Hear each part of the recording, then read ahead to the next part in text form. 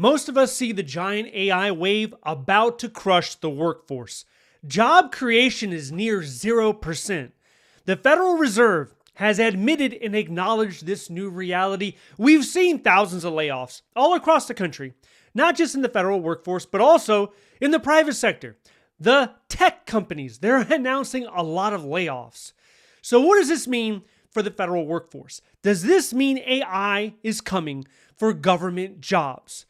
Well, if your job happens to be a knowledge worker, if you're a white-collar worker, so let's say administrative assistant, if your main job throughout the day is to manage and send out emails, you're at risk. If your main job is at a call center, those jobs are vulnerable. AI is coming for them first. Now, I'm not celebrating this, but I believe AI and automation, they're a lot closer than most people think. But if you have a job where you're required to move an object, and I'm not talking about a mouse and keyboard, but if you have a technical job, if you're moving big components, the trades, let's say, if you're a pipe fitter, if you're a plumber, if you're a painter, jobs like that, probably largely safe in the near term. Because eventually, we can talk about humanoid robots being able to master those skills as well. But those jobs are more insulated. I would say they're safer. So what we're going to do today is look at government jobs that are the safest from automation, from artificial intelligence. So you're going to get on usajobs.gov, and despite what's happening with the administration right now, you probably heard about it, the federal workforce has been shooken up, they've been traumatized, they're all anxious, they're stressed out. Yeah, all those things are true, but also these jobs are hiring. There is a real need in a lot of agencies to hire these type of individuals. The first one is law enforcement. So any position in the federal government where you have a pistol on your hip, if that includes your responsibilities to carry a firearm, you're probably going to be okay. There's probably going to continue to be a high demand for you. So in the federal government, this is largely three main job series. You can look at 0085, 0083, and 1800. Now these job series, they're not all inclusive. There are some other job series out there like 0025, which is a park ranger. So there's a lot of nuance when it comes to the job series, but we're going to focus on these three main ones. And I want to rank them by how easy is it for you to get. So the easiest one has to be 0085. That is a security guard. Time to hire, I would say, is within 90 days in most situations, depending on your location. Competition isn't really high for these type of jobs. They're not going to pay you a whole lot. You can still make it into $50,000 a year, maybe up to $60,000 depending on some locations, but it's the easiest job to get into. And you can rest assured that next year or the year after that, or any time this decade, we're probably not going to see RoboCops out there. We're not going to see the robots arresting people. So we still need actual human beings to interact with the public and to arrest the public in some situations. So that's why that need is there. Now, as a security guard, you're probably not arresting anybody, but that takes you to the next job series, which is 0083. That is a police officer. Time to hire there is probably between 3 to 6 months. It's longer because there's typically some sort of academy requirement that goes into it. The pay can get a little bit higher. And you're looking at mainly DOD. There's some jobs, I would say, for the VA, maybe Department of Justice. But those are primarily the agencies that are looking for police officers, so you can look at that. Then you have 1800, and this is typically 1801 and 1811. These are special agents. So pick your favorite three-letter agency. Is it ATF, FBI, CIA? They have special agents. The time to hire here, I would say 6 months to 18 months. So it's not unusual to go out to that 12-month mark, in and around, give or take a couple of months. 12 months, you have an academy, you have the drug test, you have the background test, you have all of that. Now, there's agencies like ICE that are trying to do it faster because there's a need. It would take a relatively longer time to get into this type of position. So, in addition to having a salary that's above the national average, you're gonna earn over $65,000 a year in many of these positions. What is the other incentive? The other incentive really is your retirement is so much better than your average federal worker. You're getting FERS but you're getting the LEO, the law enforcement officer, you're getting that FERS. So what that means, a good way to visualize this is you will probably make an extra $1,000 in your pension, in your annuity, at least an extra $1,000 a month. If you're around GS12, let's say, could be $1,400, $1,500 more than your GS counterpart.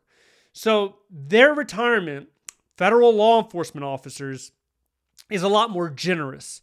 Now, you're not getting this if you're a 0085, if you're a security guard, and there's a lot of other positions that simply do not qualify for it. But if you're an 1811, if you're, in many cases, if you're a 0083, you are considered law enforcement. I mean, it varies depending on agency, so you want to clarify that before you go ahead and commit to the job. Okay, so let's pivot away from law enforcement. What other jobs are AI proof? I would say jobs in the trades. Now, in the federal government, this is FWS. They're under their federal wage system. These are considered blue-collar workers. A lot of them start with WG, WG7, WG8, positions like that. And you can envision right now the painter, the welder, the pipe fitter. But there's one job that's probably the easiest to get into. From my perspective, from my experience, I would say if you're a materials handler, that's like a forklift operator. To try to get a job like that, there's a lot of positions open right now, and there's low barrier to entry, I would say. So if you were looking for a job that is in the trades, one of the first places to look would be WG6907. That would be on my top 3 list. If I'm trying to get into the federal government, I'm trying to get into the trades, and I want a job that I wouldn't have to worry about automation that much. Now, these positions, once again, they're on military bases, either on or around a military base. But the good news is all across our country, we have hundreds of military bases, even across the world. So the chances are you probably live near, somewhat near, maybe within commuting distance of a military base, and you can consider it. Now, the next one I would say is healthcare. But I'm not talking about a physician, a doctor, a PA.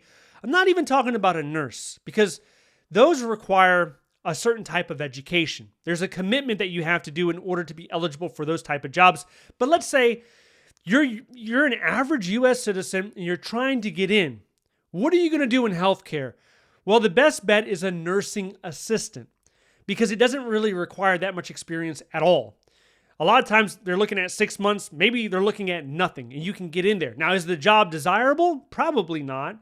I mean, you're going to be interacting with a lot of elderly, a lot of sick individuals. It depends. How are you wired? What is your personality like? Do you find it rewarding to help people in those situations? Some people, they love it. So you're not going to get paid that much. I think it's between like $35,000, maybe $55,000. That's like the range in a lot of locations. The pay in most of these positions, it's location dependent. So if you live in a big city, you're going to get paid higher. The downside to that is obviously your expenses are going to be higher, so it's kind of offset. But that's how it works. So look at the 0621. This is a nursing assistant. The number one agency in the federal government that will be hiring for this job is the Department of Veterans Affairs. That's where they're looking. Right now, there's over 100 positions. On an average day, there's over 100 positions. Now, keep in mind that the pay ceiling, it goes up to GS5. It's not going any higher than GS5, so it's not a job that you take with the intention of staying a decade or longer. And for that matter, there shouldn't be any job where you're trying to stay a decade or longer. You want to move around, you want to challenge yourself, you want to acquire new skills. So don't take this job and think it's going to be the forever job for you. But I would rest assured that if you're taking a job like this, AI is not going to replace you anytime soon. You could also look at firefighters. You can look at correctional workers, maybe even a job in the 0400, which is like natural science, because you have to be in the laboratory conducting an experiment or conducting certain actions where you're moving objects, and that's the key. But 0400 usually requires a certain education background, so they want you to have like a degree in biology, a degree in the sciences. Correctional officer, I mean, you could do that pretty much with whatever experience you have. And then firefighter, I mean, read the job description, but for a lot of people could be eligible for that. When it comes to corrections, law enforcement, firefighter, what I tend to see is there are a lot of veterans that are gravitated towards those lines of work, or people that have worked as a police officer for their local city or their state, they end up being interested in those positions. But I think the vast majority of them, they will be safe from any type of AI disruption. But if you want to work admin, I'm not saying don't work admin. I mean, if you want to do that, go ahead and do what you want to do.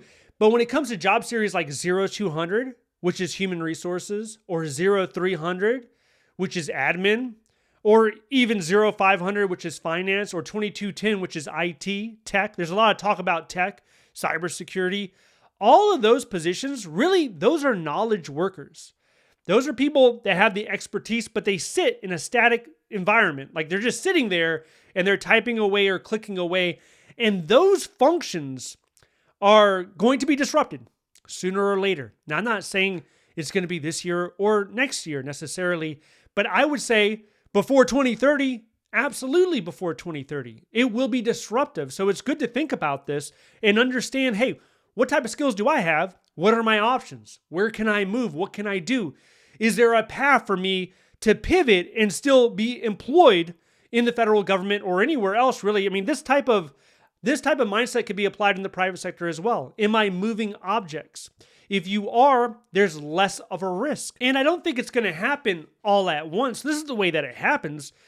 Your leadership gives you an AI tool. Like here, take this AI software, this AI bot. It's going to help you. I mean, that's the pitch. It's going to help you be more productive. You're not going to have to waste time on repetitive tasks because the AI is there for you. But essentially, you're training it. And this is happening right now in the federal government as we speak. You know, there's AI bots in IRS, in the SSA, in GSA. AI is already being implemented. And a lot of it is being, they're using the learning language model, and it's learning. It's learning how to do the skills more proficiently.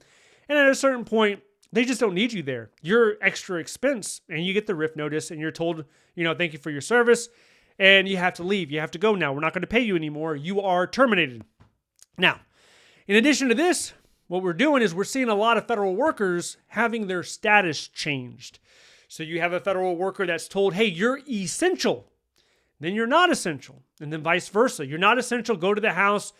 You're being furloughed, and then 2.5 weeks later, oh wait, we have a critical program, didn't think about it, slipped our mind, we need you to come back in the office. So what exactly is happening here when it comes to the federal workforce? How are we not thinking out the categories of our federal workers? If you want to know a little bit more about what's happening with that, I want you to check this video out next. Stay updated by signing up to the free newsletter down below. Thank you so much for watching, and I'll see you in the next one.